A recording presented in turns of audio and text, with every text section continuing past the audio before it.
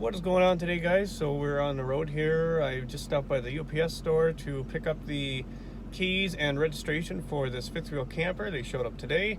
It's about 12:56 right now. They showed up right about noon. I was on my way up here and the package beat me here, but that's okay. Everything's here. It's gonna be ready to go. So now I can get over to the campground where this thing is at. It's 1.1 miles away from here. And then apparently the UPS store charges you a $5 pickup fee to pick your package up at the UPS store, but oh well, what do you do, I guess. And then I had to get a title and stuff mailed off for that other camper I brought down here because I was in a hurry to get my plane, even though that plane ended up being canceled. I had forgotten to give the guy all the paperwork in regards to his camper. So I forgot to give that to him, and everything was down here in my truck, and he's been busy, so he didn't get a chance to meet me at the dealership that I was at with my truck. So since I was here, I decided to just put that in the mail. That was another $10 and some change, but whatever. I guess it was easier than trying to find another post office since I was already at the UPS store, and then that way it gets a tracking number anyway. So now that that's all finally done, we got the key stuff picked up, got that other thing mailed off. I'm going to hit the road here. It's about 5 minutes away, and we'll see you at the camper.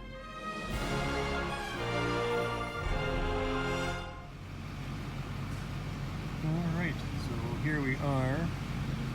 Definitely looks like everything's been sitting here for a little while. You can tell this thing probably has never been washed in a while. Looks like the awning's hanging down a little bit. I'm gonna have to see if I can reattach the thing there a little bit so it's not blowing around or figure something out there.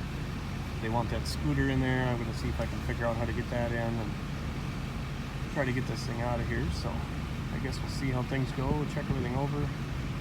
I'm not getting a very good first impression on this thing. It's pretty filthy. Hopefully nothing too bad inside. I guess we'll find out. So I got the camper mostly ready to go here. The outside is not very good, and the interior is not any better. You definitely do not want to see the inside of this thing, especially in the freezer and fridge. This thing has been sitting for like 2 months or more, they said, and it's kind of nasty in there. I had like gloves on and everything, trying to touch as little as possible.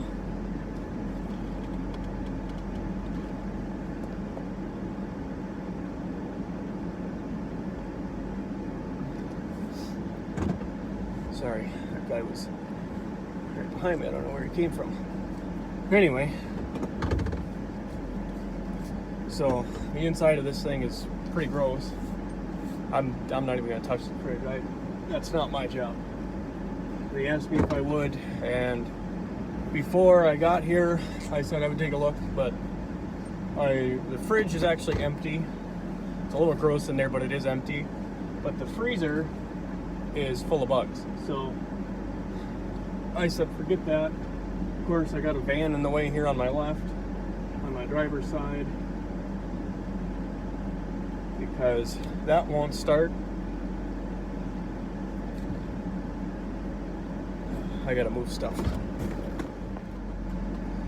Alright, got all that out of the way. I'm still not hooked up to it yet here. I just had to move my tire and stuff out of the truck bed.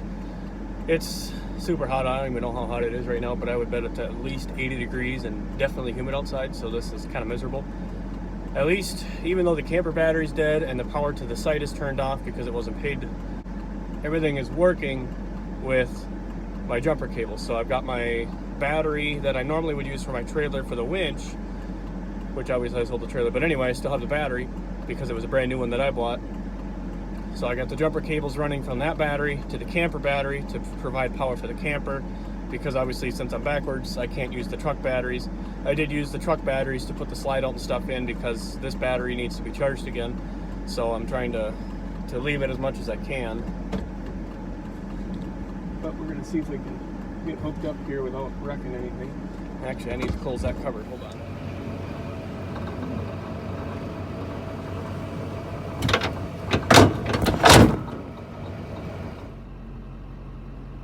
So I'm just at Taco Bell here. I was just grabbing myself some dinner after I got the camper all hooked up, everything checked over, filled up with diesel fuel over at the Wawa station here because it was only $2.67 a gallon instead of the usual like $3.05, $3.10 that it is at the Love station. So I decided to go the cheap route today. as much as I normally like to go to Love's, but that's okay. It saves a little time because it was right here anyway. So just got done eating some food, and you can maybe see the camper behind me. There's not a whole lot to see very well there, but it is back there. It's pretty dirty and stuff, obviously, as we talked about earlier, but it seemed to pull okay into town here. It's only been a couple miles, so I guess we'll actually see how it actually tows down the road. Conveniently, all the lights seem to work except for one running light. You can't see it right now, but it would be just like where this orange one is. There's a red one on the back corner on the outer edge, just like this orange one is. Not on the very back of the camper, it's on the side of the camper. That doesn't work, but I don't think we need to worry about that one. It should be okay. It's probably just burnt out or something.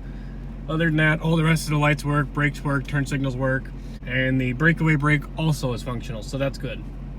So I don't have to worry about any of that.